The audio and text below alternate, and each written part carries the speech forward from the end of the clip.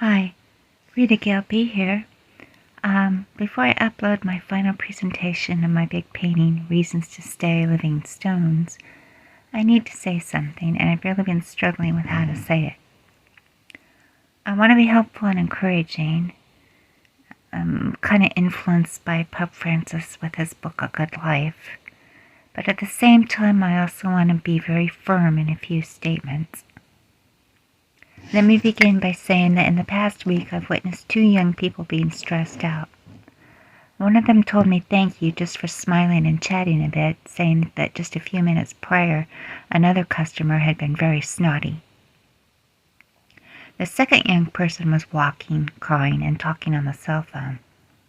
I actually rode my bicycle by as I didn't know the person and I was a bit late getting to the office. But I prayed, turned around, and then just stood there with a gentle hand on the person's shoulder while the cell phone conversation continued, which including telling a parent they were loved, but also this line spoken at least twice with tears got me. I just want everyone to stop fighting. After the phone call, the person assured me of being okay and had a safe place to go to, so I went on my way. Here's my thoughts, especially to my fellow Christians. What are we doing to make this world a better place? Are we so caught up in issues that we miss the actual deed of caring for others? How do we treat each other at church, in our families? Are we aware that domestic violence and being mean, being spiteful and unkind is an epidemic? What are we Christians doing to lead the way to be kind, gentle, forgiving, patient, encouraging, and bringing some cheerfulness in these days that seem so dark? I have to be careful now when I say the next part because I do get irked and I want to follow my own advice. I'm tired of being looked down on for being a Pollyanna type, for being considered too naive.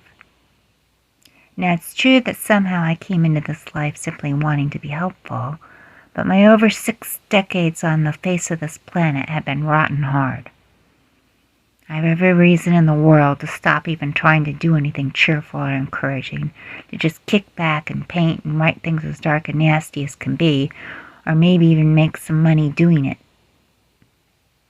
There's days I get exhausted working hard at being cheerful and not spit fire every time I open my mouth. Let me tell you something.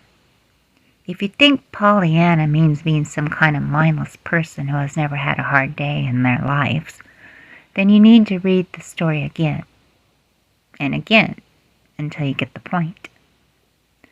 Pollyanna plays the glad game in spite of grief and loss and a desire to belong. Several scriptures come to mind, but right now I'm thinking of St. Paul's, "When I'm weak, then I'm strong," in 2 Corinthians 12:10.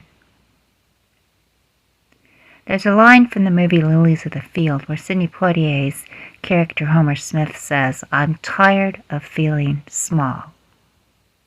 Well, I'm tired of feeling like I've got no right to be an encourager in the middle of increasing chaos and meltdown of kindness and hope among my adopted Christians. I'm not out to push issues or boundaries or making your face art writing music. No, I just want to tell the story. Not only the story of Jesus, but also the story of us, of our walk together with Jesus, with each other, and yes, because I'm Catholic, with the saints, and also with all of our Heavenly Father's creation. There's so much beauty in our faith, so much beauty all around. Now, I know it can be very difficult to focus on that beauty when there's so much darkness that seems to obliterate the good. That's our challenge, our job, our vocation, to be lamps that shine Jesus' light in the midst of the darkness, to be the hope of Jesus Christ when it seems like there's no reason at all to hope. With our Good Shepherd Jesus' help, we can do this. We can bring His hope and joy and love and make a difference. please join me.